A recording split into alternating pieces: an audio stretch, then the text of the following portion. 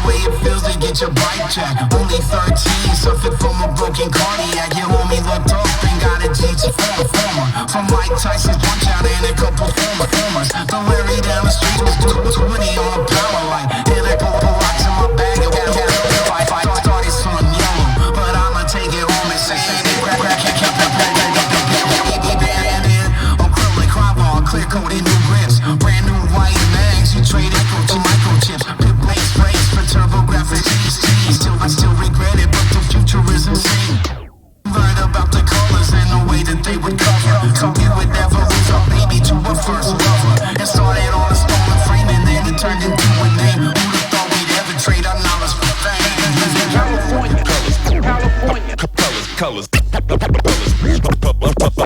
colors, California, California, colors, California, California, colors, California, California, colors, California,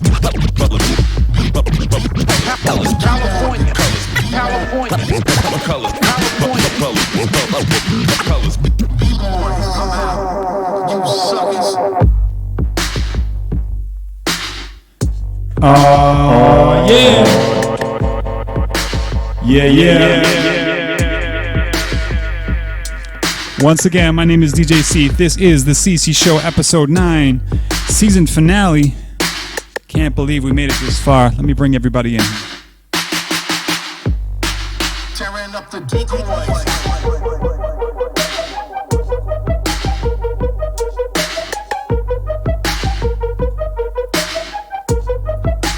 All right, y'all. Once again, thank you guys all for joining us here on the CC Show, episode 9. We got a special one for y'all today. We got special guests Kimberly Miskimmins, CONiKA, as well as Skylee-Storm Hogan. And this episode is going to be about the journey and history of CC, our intrepid host throughout this whole journey. So I'm going to toss it over to Skylee-Storm. And Skylee, take it away.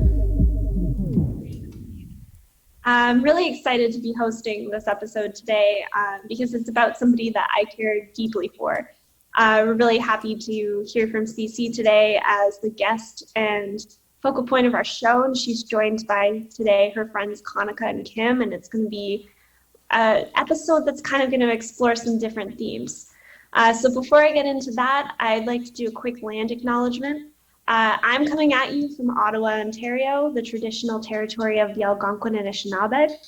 And the other folks today are coming from the Robinson-Huron Treaty Territory. On land which we are gathered is the traditional territory of the Anishinaabe and the Métis. So we just want to recognize the significant contributions of Indigenous Inuit and Métis peoples across Turtle Island and their continuous contributions today to the society and culture that we so very much enjoy.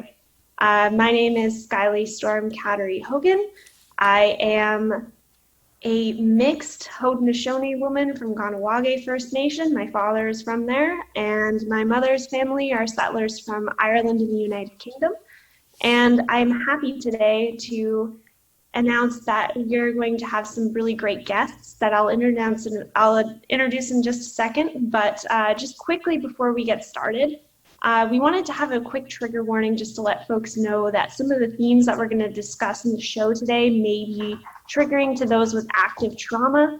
We're going to be discussing some substance use today. We're going to be discussing some violence. We're going to be discussing intergenerational trauma. So just be aware that, if you're currently dealing with some stuff, it might be a little bit difficult or a little bit heavy for you to be tuning in today. So with that, I'm going to take it away and have our guests announce themselves. Kim? Hi, I'm Kim. I am one of CC's friends for 15, maybe 16 years now. We've been hanging out long time. We've been through a lot together, so that's why I'm here. Hi. And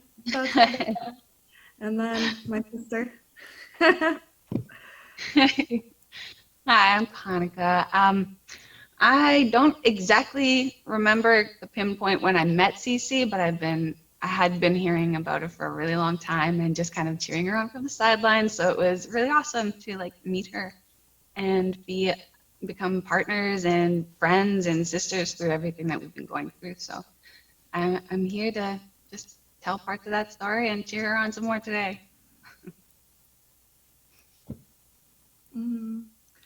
Ani, I'm Cece, Jaboyjagun Indishnakas, coming at you from downtown Sault Ste. Marie, where I lived most of my life, although I did move around for a few years. This episode's really important to me, and I'm going to be a little bit vulnerable, sharing just some of my personal experiences that I have shared in the past, but don't often come up as much anymore.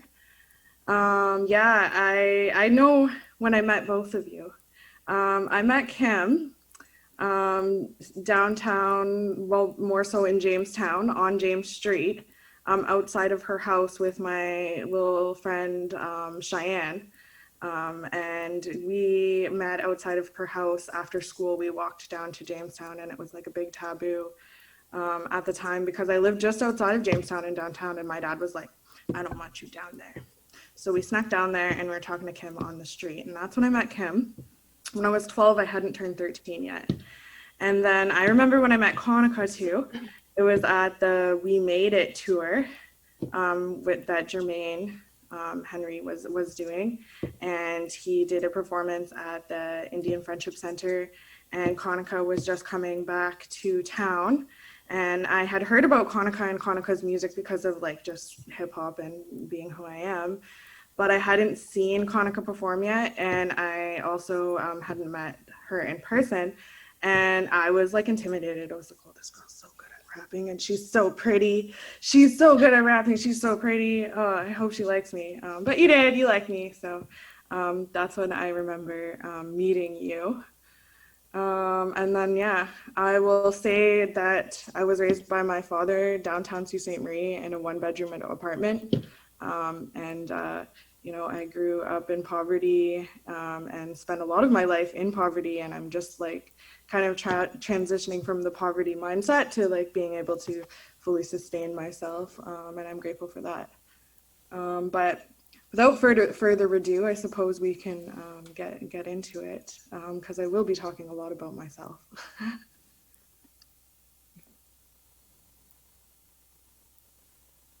So, like, oh, Storm, do you want to take over? This is not scripted. We didn't rehearse or anything. We were gonna start off talking kind of about the old days. So if you wanted to take it away, like where you were at kind of before your life transition into where you are now, just because I know there's like a huge difference kind of in where you were before you were in university, even when we first met.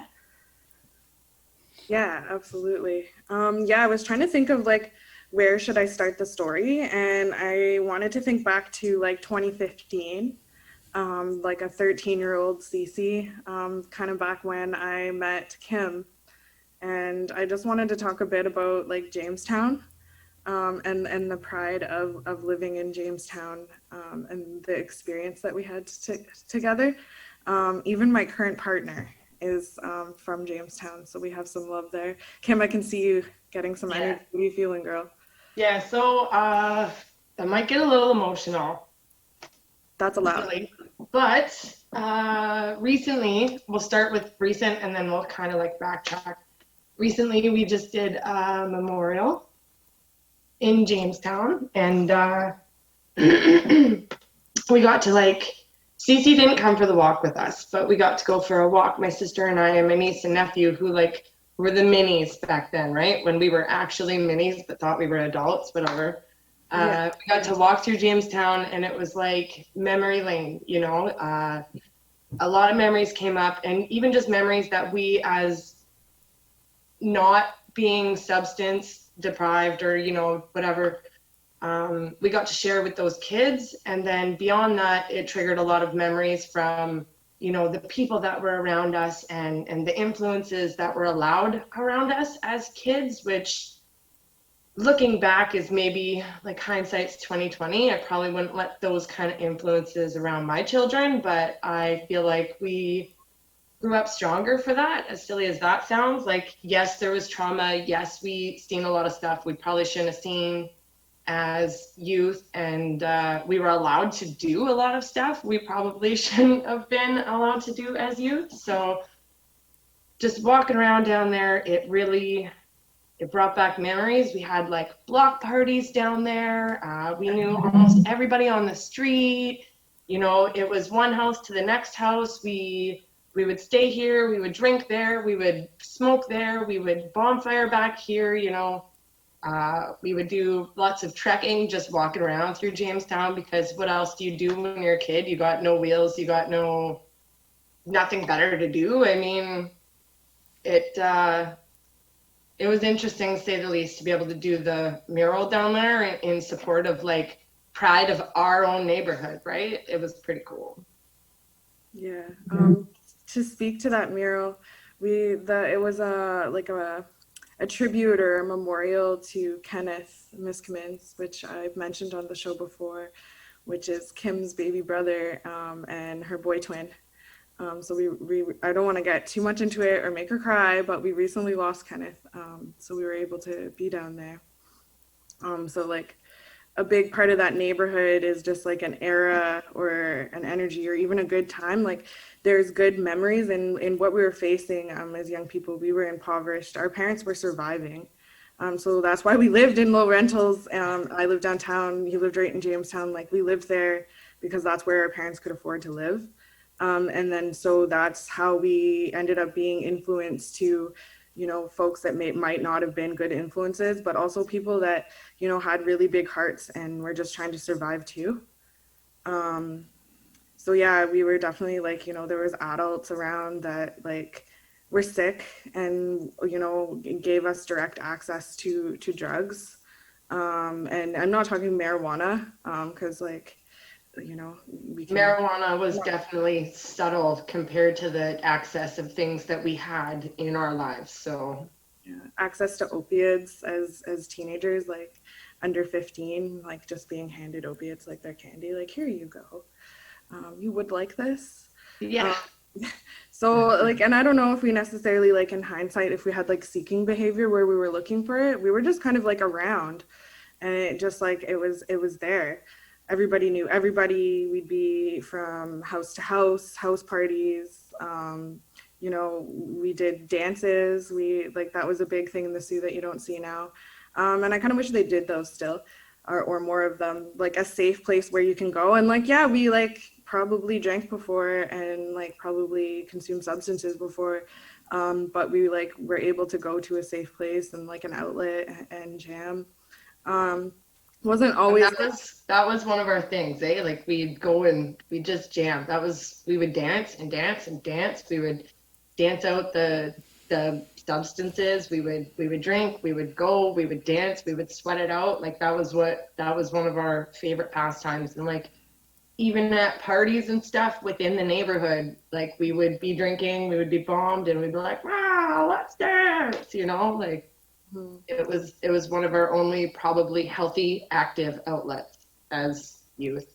As young people, yeah. And it was like affordable. Like we didn't really have like extracurriculars. Like Connie, I don't know if you can like relate to being a young person like growing up in this area, but there wasn't for me, my experience wasn't being in one place. I was raised military.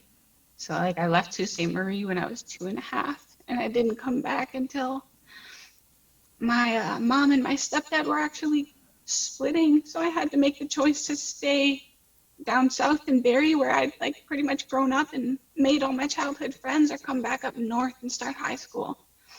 And at the time, since my mom and my stepdad of like 13 years were splitting up, I decided to come back to the Sioux.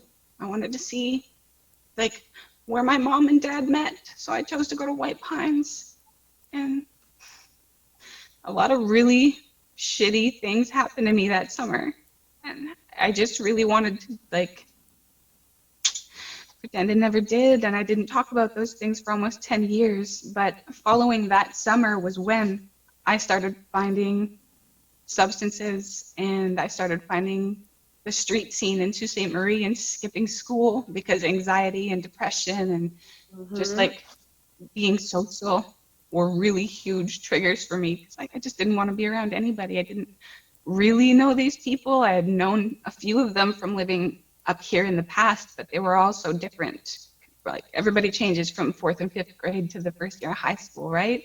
So it was really trying. And at that time I had already like dabbled in smoking cigarettes, and I'd tried smoking marijuana. So I figured, well, run out to the smoking section, see if I can bum a smoke and start a conversation that way. And that's where I started meeting people who liked to skip school, or even just people who had like a little bit of weed, or someone who could get us some booze. And I was like, yo, I can find money. Like, let's go just do anything else. Let's get out of our heads for a bit.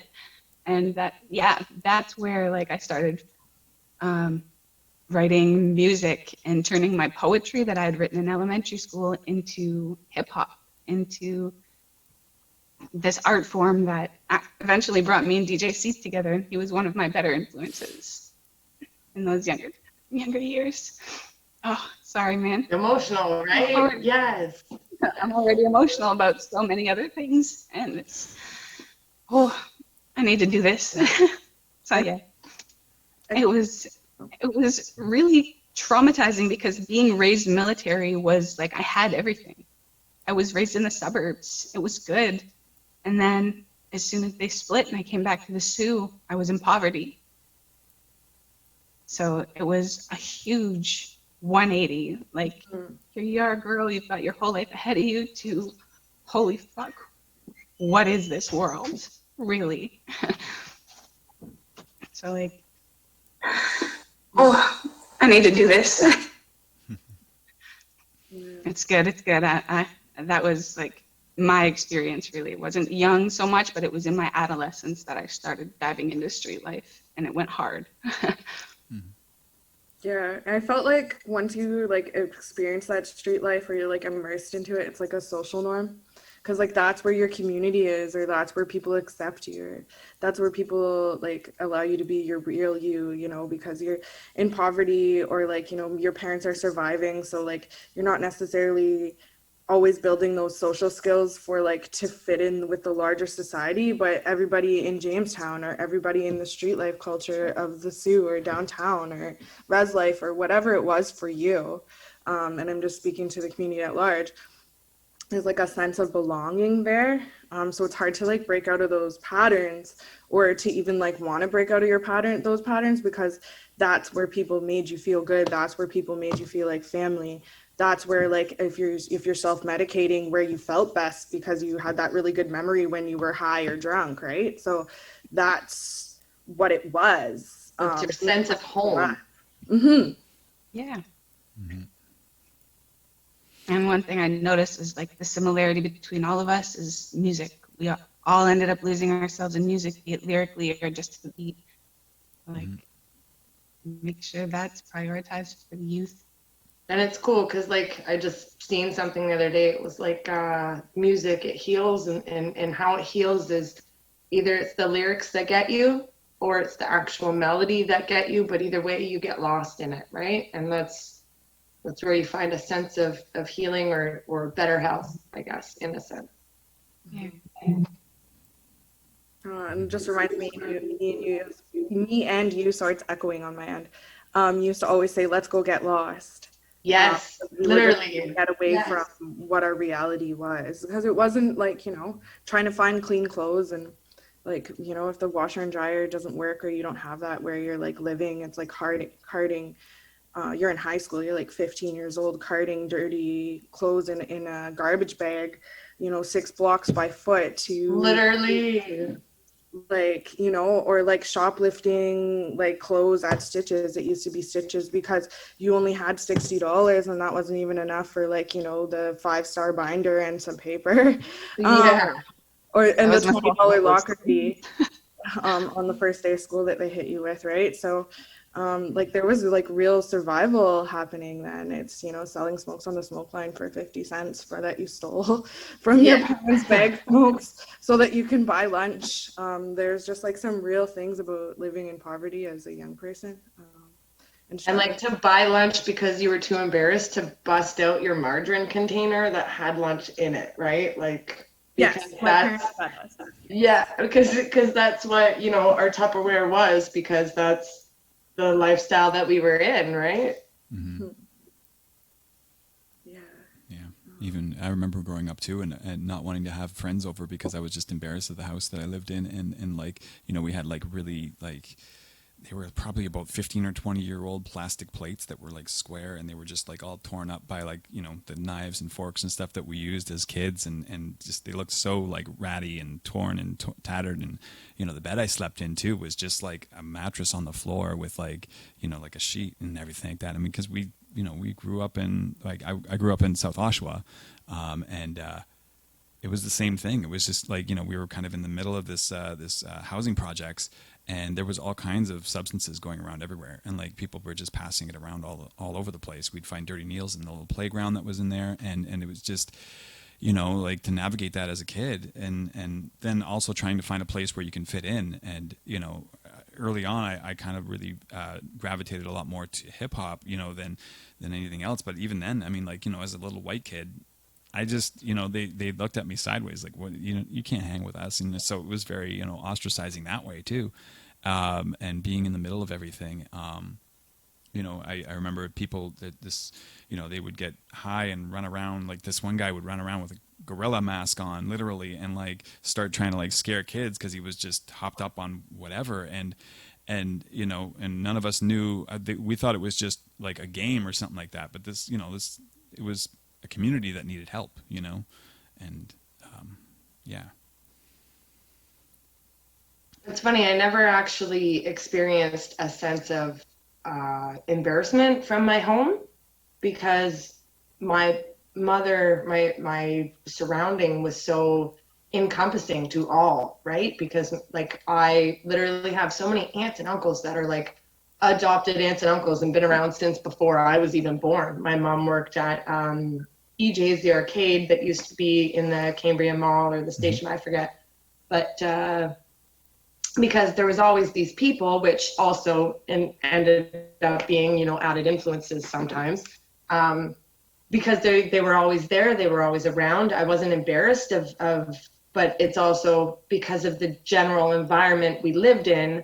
It's persons with similar environments that were coming over, so I wasn't embarrassed, but always welcoming. Like I was, and that's, I think, where most of our pride from Jamestown stemmed from, right? Like my house was literally on the corner of Jamestown. It was the upstairs apartment, but the whole neighborhood knew where Ma's house was, and they knew that, Kim and Carla and Kenneth lived there, and that's where you'd find CC, that's where you'd find Ashley, that's where you'd find all of these people that are just general influences. And like, we used to joke a lot, actually, when we were younger, that we were like brand name Sueites, because a lot of people knew who we were, right? So a lot of people knew who we were generally because of who my mother was. So we weren't even the brand name at all, but that's fine. Yeah. I don't know. It just, I never found embarrassment as much as, like, yes, embarrassment for friends who I met through school and weren't from the same like area and the downtown neighborhoods and stuff. Sure, embarrassment a little bit. I think that's what it was. Once they came in, they were welcome, and I felt no shame. I found my pride again, right? Like, I don't know if that makes sense. Oh, it does make sense. But they were also seeking outlets that I had available in my neighborhood. So that's probably why my pride was like, hey, I know where to go. Yeah, because you're super cool. Your mom's house is like pretty big too, like with the 3-bedroom, and then because you had a big family with like the 3 like teenagers in that realm all living in the house, like me and my dad in the 1-bedroom, like I didn't feel the embarrassment with like having like certain people come over, like I guess other people who were also living in poverty, like because they just like they got it, right? But when I like went to school with people either like at St. Pius instead of Brule in elementary school, or I also went to Boarding and St. Mary's, like the people I met at St. Mary's, I would be like more hesitant to bring them home. Like I always felt like I was like not on their level, or like I already felt that classism. I just didn't know like the language or the vocabulary to put on it. So I just always felt like I was like fringe, or I was outside, or I wasn't ever going to be like them. So I just didn't invite those people over to my house. Or like one time I did, and then, you know, the girl had questions of like, well, why doesn't your dad have his own bedroom and stuff like that in high school. And then I just like never brought anyone over again after that. So I definitely like felt that, but then it just pushed me more to like to street culture, or to like people that understood and like reflected in that. So yeah, it's like people that are living in that same neighborhood. I felt the same way too. People from my neighborhood, yeah, sure, come over. But I mean, in the area of South Oshawa that I lived in, I mean, there was like kind of like the they called it like the ghetto area, and then not even maybe about 5-10 minute walk was like a lot nicer housing and better. And then like there was the junior high. We were grade 7 and 8 that was up the hill from where we all lived. Lake Vista, and that's kind of where everybody kind of conglomerated, and like so I made friends there. I was moving around from school to school a lot too, so I didn't really stay at the same school for any more than 2 years at a time. At one point I think I was at a school for like half a year and then moved to somewhere else, just because we moved around so much. We were trying to find housing that we could afford, and so as a result, I ended up like kind of dropping in on a lot of different like school environments where people were already there the whole time, like going into grade 4 or grade 5 or whatever. These people knew each other all the way from kindergarten. Well, I'm just this new kid, that like was at this other school, don't know any of these kids. Some of them are like from the rich neighborhood, some of them are from the poor neighborhood. I don't know who. So I'm starting to make friends where we have commonalities, and next thing you know, I'm like friends with this like kid that's more well off, and I'm just like, let's just go to your house. Like, yeah. Yeah, I really relate to that because I grew up in like the GTA. I grew up in between Toronto and Mississauga. We'd move back and forth. Sometimes we'd move twice a year, sometimes more, just because my mom was by herself after my dad went away, and it was tough in that area to afford housing. So like, I mean, mom and I shared a bedroom like you and your dad did, Cece. We shared a bed for like 13 years until like my mom met my stepdad, and that all kind of changed. Like, I didn't live in the suburbs until that point. Or if I did live in the suburbs, we were living in a house apartment that was all cut up, and I would pretend to my friends that I didn't live in an apartment, that I lived in the house. Because all of my friends lived in McMansions, and all of my friends would have birthday parties at Trampoline World and like be giving out like full-size things as gift bags and like all this stuff. And I wouldn't have a birthday party because I was too embarrassed. My mom used to try to throw them, and I'd be like, no, like, I don't want to. Don't do it. Yeah. Like, I'm similar, I guess, to you more, Seith, because like the GTA, it's hard to grow up in when you're living in a poor family. Because like you're directly living with people whose parents are like CEOs and tech designers and engineers, and like you have a ton of money, where my mom was putting me in those neighborhoods because she was working 3 jobs. She would work two or 3 shifts a day, and then at night she'd be painting offices or cleaning offices. And it's like she worked so hard and like put herself like in the hospital at times just to make sure that I wouldn't have to grow up where she grew up. And she grew up in like North York in project housing, and she had a similar experience where she was around a lot of people she shouldn't have been because her parents had to work, so they just left her with whomever they could. And she didn't want me to have that type of life or have that type of exposure really young, and it's tough.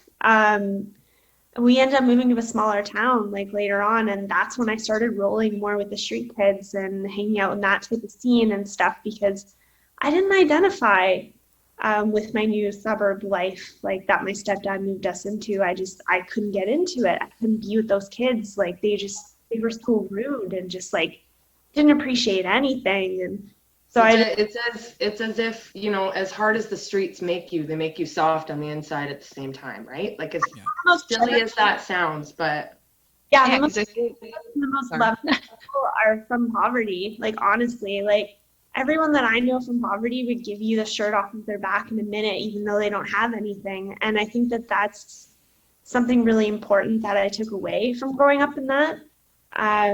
Just a bigger sense of community in that way, right? Like, people support each other, and it's as bad as it looks from the middle class point of view or from the outside, it's really not that way on the inside. And I think that that's something a lot of people need to shake up and realize. But yeah, now we're going to kind of get into the rise section for CC, kind of talking about college and kind of where you took off after that. Yeah, absolutely. So when I was about 17, I stopped doing drugs. I remember relapsing one time when I was 18, and just actually feeling proud of the relapse in a sense that I was like, oh, I just used once, I don't need to use again. Like, oh, I know what I'm doing now, I can like move on from that. And then I never used hard drugs again. So I was about 18 and I graduated high school. I went to the school college connection program at Sioux College because I was 18 and I hadn't been to school in like 6 months, and there were 6 months of the school year left, or 4, because it's really 8 months, right? Left, and I knew if I didn't graduate by the time I was 18, then my dad, who worked his ass off in the 1-bedroom apartment and fought addiction and poverty to raise me, was going to be really pissed. So I registered at that school college connection program because Carla Miskimmins, which is Kim's older sister, graduated from that program too, and she said that it was really good and the teachers there were really supportive and there was food. But the big part was the food though. Yeah, and like I was already living on my own then. I had left my dad's when I was 15, got an apartment when I was 16, and yeah, so I graduated from that program and ended up taking peace and conflict studies. I applied for peace and conflict studies and business, and then I applied for peace and conflict studies because I was copying Kim, because Kim applied for PSW and peace and conflict studies, and you chose PSW. Yeah, because work at the end, $20 an hour means I went to school for a reason. Peace and conflict studies, I'm like, what do I do with this, right? So. But I'm a dreamer. That's right, that's right. So I took the peace and conflict studies, and it was a good thing I did because I was really angry. I needed some of that peace in my life.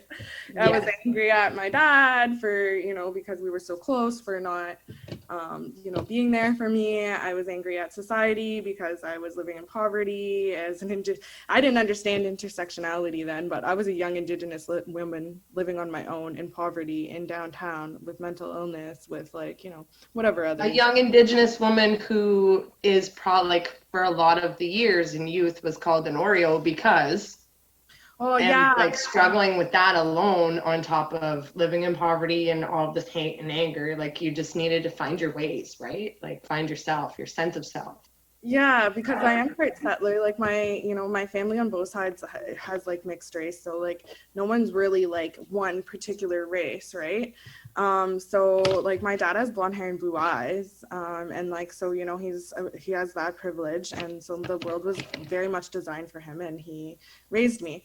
So despite what other barriers I guess he had, so it was really hard.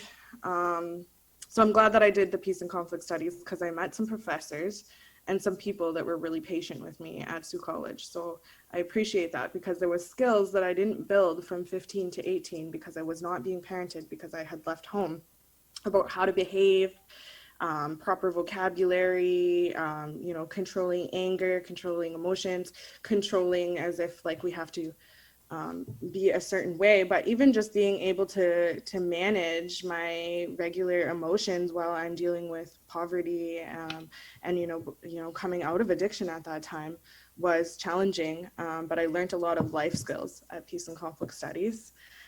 So I graduated that 2-year college program with 9 other people. There was only 10 of us, so it was a really small group. So shout out to my Peace and Conflict Studies people, because that's when I started public speaking. So I just wasn't an angry girl at the mic anymore. Kim and I used to yell at each other in high school across the cafeteria, but it's not quite the same. But cafeteria, the smoking line everywhere. It was.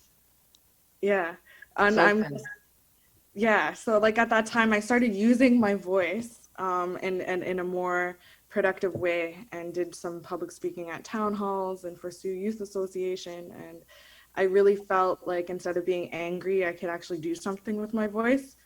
And I just wanted to intersect and throw the mic to CONiKA about this, because I'm not sure when you started using your voice or how that made you feel, or when that switch was, but you were mentioning you started using your poetry and rapping.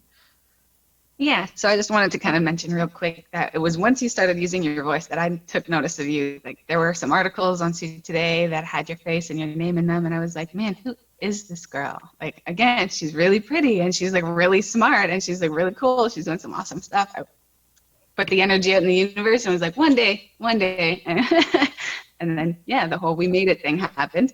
So for me, the transition started to happen after I met a few friends in high school that were already like, they writing rhymes, and like they had known each other already, and they were having parties, and you know, they had a community, and I was still kind of like a floater.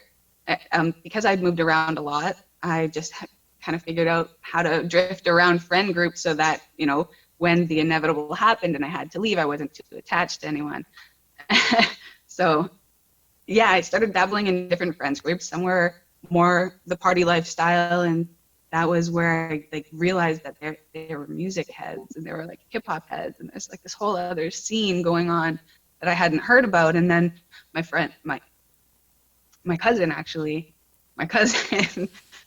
introduced me to Mike Swift and DJ Seith and Matt Sylvester and fucking JFK and all of these people who were like used to be Borderline's finest.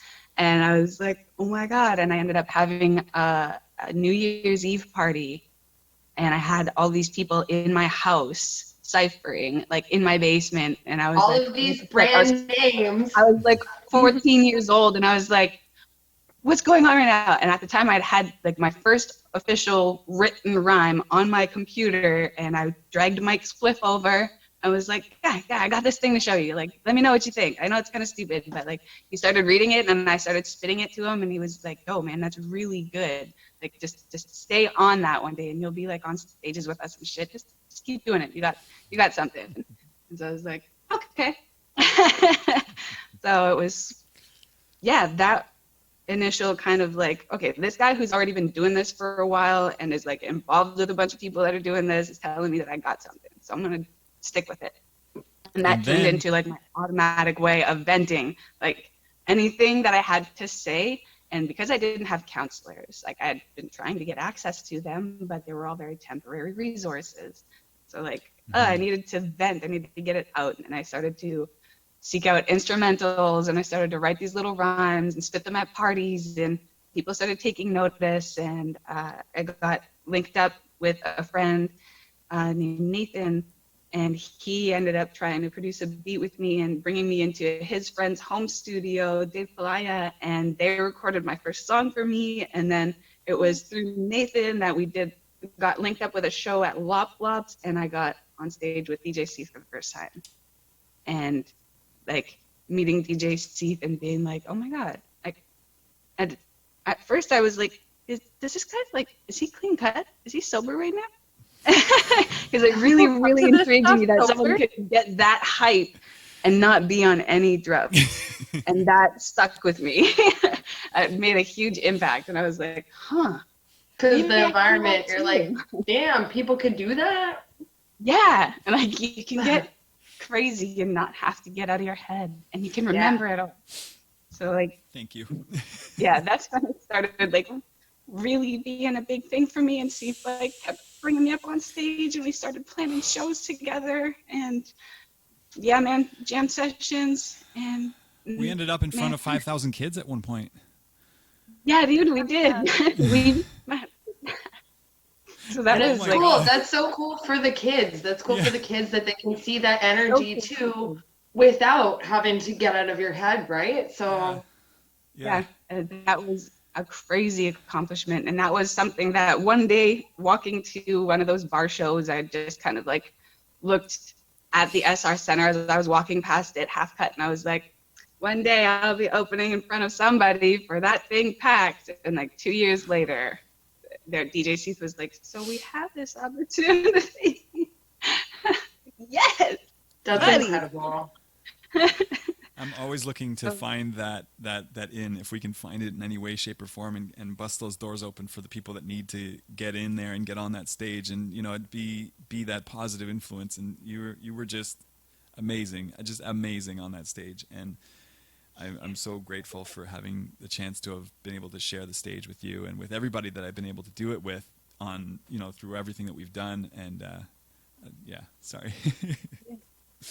It had such a positive impact, and that's where I like really started checking myself and being like, do I need to get drunk to socialize? Do I need to get high to be comfortable in my own skin?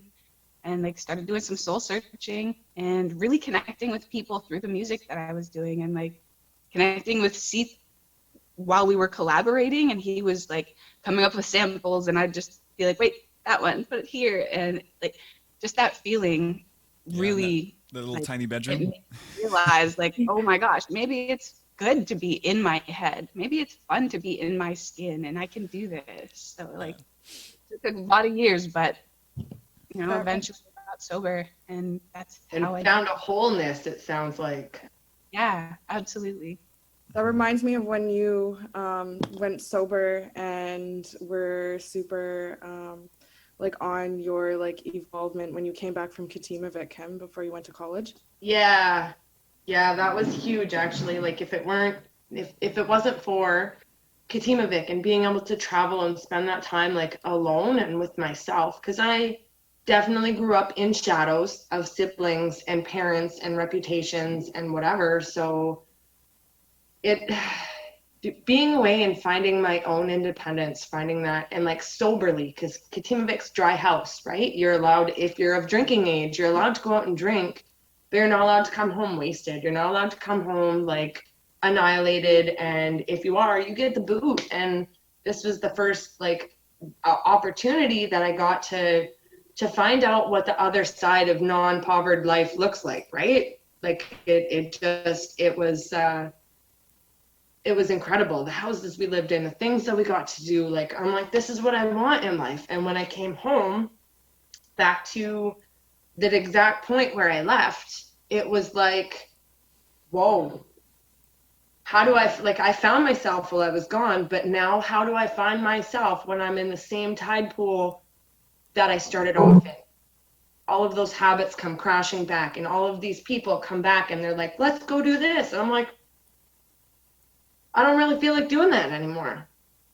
You know, it's trying to just figure out, and like we'd still go to bars, we'd still go dancing, we'd still do those kind of things, but we didn't have to drink a 60 before we left the house. We didn't have to, you know, go and eat a bunch of whatever opiates that we were using at the time. Like we didn't have to go and do that, because I found out how to have a normal, social, happy high without actually experiencing a high. So like I learned how to do that on my own, so then I brought that back with me, and a lot of people that I was hanging out with at the time were like, whoa, that's not how we do this. And I'm like, well, it's how I do it now. I don't know. We're like going against the grain during that time too, like being sober, right? And yes, I can kind of relate the story like of CONiKA too, like when you're in the hip hop scene and everybody's going to the after party and they all got like bottles waiting for them, and then Kimmy, you come home and you're still living in Jamestown and everybody's still having their Friday night house party, and you know they want to indulge in that way, and you're going against the grain. You're like, no, like I want to be the sober one. Like you're almost ostracized for that. Like definitely the same way too. Absolutely. When like I evidently went sober, like, oh, I can't go out anymore because like all these people are just going to be like, you know, you end up being isolated. Like there's a certain point of isolation when you're switching over from like the lifestyle of someone who's self-medicating to someone who's like self-actualizing, if that makes sense. Yes, definitely. Mm-hmm. And then I just wanted to like talk about kind of the rise and fall again, and the idea that like when you when you come from traumas or you're coming from poverty, there's like a pattern that you're in, and it's hard to like break that pattern, and then you think that you've maybe broken the cycle, but then you can fall back into it, like because you're always, when you come from those traumas, it's like you're always healing from them, or you're always, you know, trying to break that cycle. Like you don't stop breaking the cycle. Like it's not like, oh, it's broken now. Like this is It's your perpetual life. motion, right? It's a never ending perpetual motion that you have to just keep moving forward, keep plugging in, and keep strong-willed with, right? In order to continue to stay out of that cycle. Mm-hmm. So I used to end up at your house, Kim's, because like my dad was like, you know, he was a single dad and just dealing with addiction and poverty and his own mental health. And he used to be like mean to me. So I'd be at Kim's because Kim's house was like really welcoming. So when I got through, I was already living on my own, and I got through high school and I got through college, I thought I had it all figured out. was 21 years old, and I was like, yeah, I went straight from high school to college. I have a college diploma now. Like anything I do, I felt like I had made it. I broke the cycle, and it was good to feel good about that. But I wasn't really like protecting myself, and I didn't understand healthy relationships. So I moved away with a man that was 4 years older than me, from Sault Ste. Marie to, and I know it's only 4 years, but still, it's relevant when you're 21. And so I moved from Sault Ste. Marie to Hamilton, and I went to McMaster University, and I did not graduate from there, but I went there for a year. And I was in an abusive relationship where I had to ask permission to leave the house, and I wasn't allowed to have certain people on social media, and I wasn't allowed to talk about the abuse at home, and you know, I was being cheated on, and you know, Like we weren't even allowed to talk about the abuse together, you and I, in secret conversations on whatever kind of social media that we were using at the time. Like you would like combo. It would be like once a month, and I would get like this whole spiel of an update, and they'd be like, oh shit, I gotta go because he's back or whatever, right? Like we couldn't, there was a big disconnect with your sources for your mental health even at the time. Wasn't allowed like friends over at the house, things like that. So I lived for 2.5 years in Hamilton with this man, and during that time I became pregnant and had a miscarriage at 12 weeks, so that's 3 months pregnant. So that's like, you know, enough in there that, like, I don't know, I'm not comparing weeks and trimesters, and we're not getting into that, but I felt it, and it hurt, and it, you know, it was my mental health, and I had to go through that alone. And completely alone. Completely alone. He wouldn't leave work. He worked for an MPP there. He wouldn't leave work, even though I know now he totally could have, especially with that kind of job, to come and support me through that miscarriage. I'm 28 years old now. I was 22 then. And it's the only pregnancy that I've ever had. Like, I still have not ever, not that I'm trying, definitely not, but not become pregnant. So it was a really big pivotal point in my life as a woman. And I was left alone for that. So after that happened, I wanted to move back home, but I was still breaking the cycle, and I didn't know it. So I got sucked back in by my abuser, and we moved to Sudbury for another 2 years. And I lived with maybe closer to 3 probably in Sudbury. And I lived with my partner there, where they continued to abuse me, and I wasn't allowed to have friends over, and I had to work and pay bills, because if I didn't, I would be like ostracized because I could never make as much as my had to pay excessive bills and wasn't able to use her own money or come home for a visit, wasn't allowed to have friends, wasn't allowed to, like, yeah, he was financially extorting me. Yes, take all my money, so I couldn't go anywhere. Well, and then taking all of your credit with the other projects that ended up being like your ideas, your willpower, your effort put into all of those projects, and then they were stolen as well. So like there was a lot of abuse in many, many ways. Yeah. And it was heartbreaking because couldn't be there for you. You had to do it by yourself. Yeah.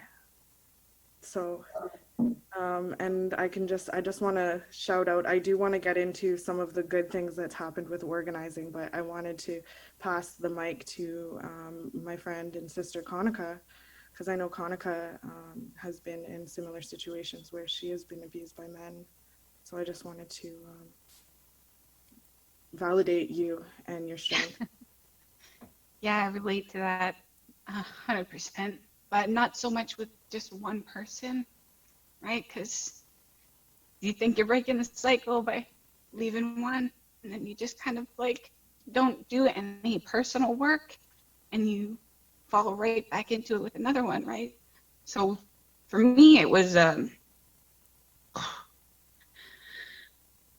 series of really emotionally and mentally abusive relationships. Because like if anybody ever got physical with me, like that was my moment where like, okay, they hurt me and I have a history with self-harm. So if anything got to the point where I would self-harm, that was where I knew, like, I can't be around this person anymore because they've gotten me to the point now where I'm comfortable self-harming, and I like that. It's got to be over. It's got to be done. So it took a long time of going through that cycle and like running from myself essentially, because like oddly enough, the things that freaked me out the most and hurt me the most about the people that I was with were the things that I wasn't healing in myself. Things you were allowing upon yourself, right? Exactly. These like lack of connections and like this lack of sincerity for certain things, and just like because I hadn't had like full-time father figures in my life. I had a stepdad, but he was military, so he was gone oftentimes more than half the year, up to 10 months of the year. And it was my mom, like being financially provided for, so we had all the material things, we had pets, we had food in the fridge, but like it was just emotionally negligent. And that's like, I completely understand my mom, because she was a cycle breaker too. She didn't come from a good place. She was raised in poverty in Sault Ste. Marie on a farm and had addicted parents, and she was the first person in her family to graduate college. So like, Good for her. That's right. go mama. Yeah. Your moms. So like, yeah, she did the best she could. I learned some really like just absent ways of loving, and like some really misconstrued ways of, you know, showing that I cared for myself, right? And like being selfish and doing things like stealing and, you know, what I thought was providing for my kids and my family. And it was just really doing more harm than good, because it always created more of a problem for me to run from. So as far as the escaping abusive relationships went, it really stopped when I decided that I was important. Like, I matter more than these fucking people's feelings. Like, and through those relationships, I kind of like developed this understanding that like the phrase "I'm sorry" doesn't fix everything, like at all. And it, unfortunately, At some point, it just becomes words. It's just like stop. I can't hear that phrase from certain people in like a really heated situation, because it'll make me blow up. I'll be like, nah, dude. Because like it's action, and it's gotta be inside. Like if you're apologizing for something, then you've got to want to make it better, want to make amends, and not just want to save face. So I learned a lot through going through all of those relationships, and like the longest one was with my second daughter's dad, and like my own friends, because we were all addicts and we were all like party animal types, and we had like been friends for a long time before we got together. They hadn't realized that like I was in such a dark place with this guy, because this is just who he is. Oh, he's just aggressive. He's just an asshole. That's just, he's our, you know, that's just Like, how he is. that's what you signed up for, girl. That's what you knew you were getting into. This is the like, life you nah, chose. because like it's way worse than what you guys see behind closed doors. And he'll like, so yeah, I ended up having to cut off the majority of my friends group and just like really pour time into the things that made me feel good. So like these organizing community events and any ideas that I had that were giving back to people that, you know, like people in need, like we had talked about, we're soft inside. We appreciate all those little things, and just like having a roof over our head and food in our stomach. But like those little things mean so much more. Yeah. Like that's what my heart's in. That's what I want to do, is just give those little extra things that make people feel like, gosh, shit, man, you didn't have to do that, but like, thanks. Okay. With the last 3 minutes, I don't want to cut you off. It gets heavy in here. With the last 3 minutes, I'm going to spit out what happened after that. Well, we can go for longer than that if you guys are okay with it. Quick check-in? Not. Quick check-in, Okay. not. Sure. No, that's fine. Maybe like 3 minutes, but not much longer. So after that, thank you for sharing. It gets heavy. CONiKA, if you want to check in after, I got you. But I returned to the Sault Ste. Marie. CONiKA, you got away from that abuser, and I'm pumped. And I got away from my abuser too, finally. And I'm pumped. Too. Yes. I'm pumped. We got away. We kicked that motherfucker to the door. And I came back to the Sioux. And I lived on East Street next to the IFC in a little bachelor pad in extreme poverty and got bed bugs. And yeah, so that's like what kind of poverty I lived in. And I also worked for an Indigenous business for a little bit. And I worked there for about over a year, and my boss started to come on to me and would not take no for an answer. I won't name any names, but like, I see you. So they would not take no for an answer. Too. Yeah. So I went back to university because knowledge is power, and staying in school throughout this whole thing has like what was the point of contact. It's been your block for your foundation, your backbone. It kept me healthy. So I went back and I took CESD, and that's where I met Storm. Took the community economic and social development and started speaking again. The first speech I had back in the Sioux was for the Huron-Superior Catholic District School Board, where I spoke in front of over 200 people just about my life, similar to today. And then I did like a little tour, but I pretended to everyone that I was visiting. And really, I was actually just really impoverished and hitting people up to do speeches for money. So I did a few people or a few organizations then, and I started organizing with Water Protectors and Candace, and started just understanding. And Youth Odana really hit off good. I actually started Youth Odana while I was still living out of town in my transition moving home, 2016 Youth Odana. United with DJ Seith and CONiKA with Youth Odana, and started holding safe spaces for youth in the Sioux. Went huge with Youth Odana. We've gotten a few grants. We did some really awesome stuff like Jam for Jam, where we raised money for the St. Vincent's Food Bank, but also supported 20 young artists here in Sault Ste. Marie. That was CONiKA's idea. And DJ Seith was there, and sponsored that as Sioux York. And that's kind of after university, I started getting into philanthropy and writing grants, and that's where I am now. So I work as an agent for myself from home, and I write grants for social programming or just for revolution to feed myself and others and build skills and, spread the love. And that's what I'm doing right now. And that's kind of how we got to the CC show and where we are now. Working in the community and on the community and building the community, right? Mm-hmm. I did that in the 3 minutes, guys. Yay! Thank you, everyone, for sharing and being really vulnerable. That's hard, eh? Everyone did today. Mm-hmm. Yes, Thanks for having us.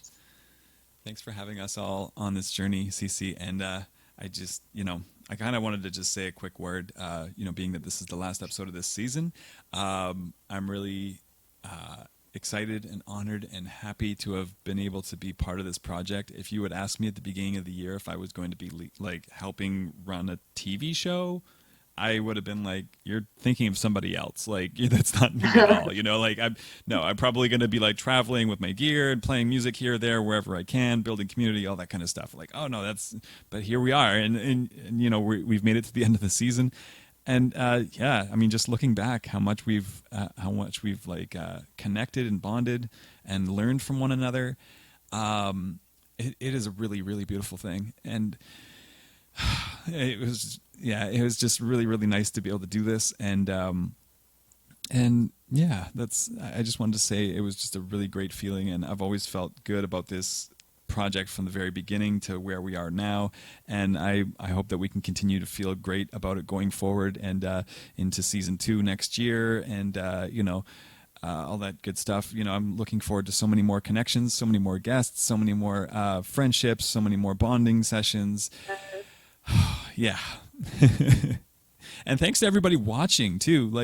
Let's not forget, everybody that's actually tuning into these shows, you guys are amazing for coming to watch us. I mean, there's so many things that you could be doing, and to make the conscious effort and decision to come into this little ragtag show that we kind of put together and actually like joining in the conversation. That is huge. That is very huge. And so thank you to the audience for coming along with us for this whole time as well too. Shout out to you. Yeah, and I think unless there's anything else anybody wants to close with, are we doing closing thoughts? I want to just say thank you, CC, for being you and bringing us all together. And yeah, thank you, Seith, for being you and being able to support CC in this whole idea and project. It's one of the dopest things. I'm actually kind of bummed that I missed out on so many episodes now, because this was pretty cool. I'm grateful for the opportunity, and next season I'm gonna be back. All right. Right. Mm-hmm. You can find us on YouTube if you search ccandseith for all previous episodes. You can find us on Facebook with the handle ccandseith, or if you just search the CC Show. Thank y'all, and special thanks to Storm for being the co-host for a better part of the season, and shout out to Young Leader Circle. Thanks, Cece. Okay, and with that, I'm going to switch back over here, and we're going to play the show out in fine form. Thank you once again to everybody tuning in today, and you can catch past episodes on YouTube as well as on twitch.tv, and they will also be on the Facebook page ccandseith. And with that, my name is DJ Seith.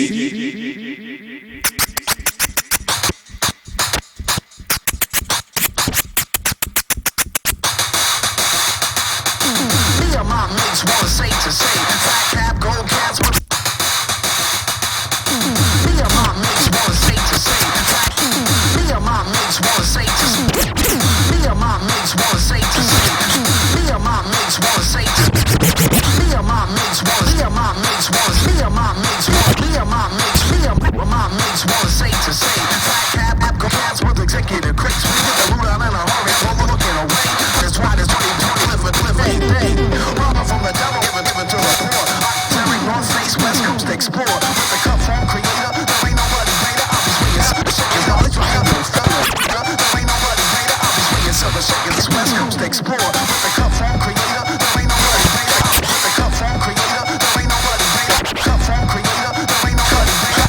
Cup from creator, there ain't nobody. Cup from creator, the cup from creator, cup from creator, cup from creator. There ain't no greater. I'll be swinging silver shakers while it's rocking on fella.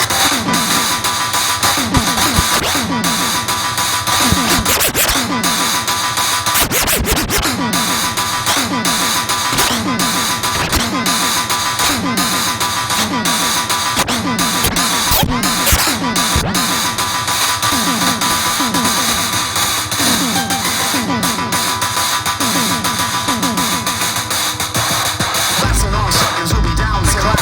Blasting on suckers who be down to clap. Blasting on suckers who be down to clap.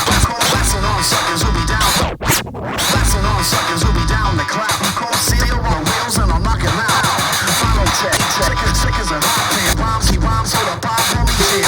So many just system rack attacking this for 10 points a month. Cause our brother just fucking. It's just system rack attacking this for 10 points a month. Cause our brother don't fucking this for 10 points a month. Cause our brother don't fucking. So many just system rack attacking this for 10 points a month. Cause our brother don't fucking. So many just system rack attacking this for 10 points a month. Cause our brother don't fucking. So many just system rack attacking this. So many just system rack attacking this. So many just system rack. So many just system. So many just system. So many just system. So many just system rack attack this. Cause our brother don't fucking. Bring to the danger. Never seen the star spangled. Dedicated short shot for the call angel.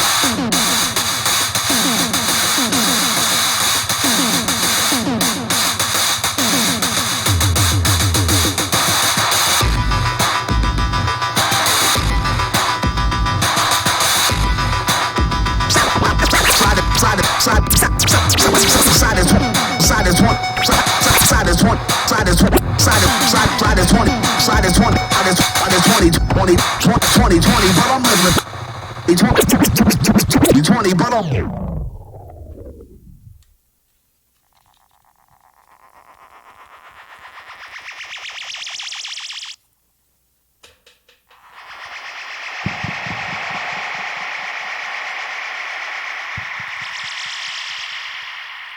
Oh.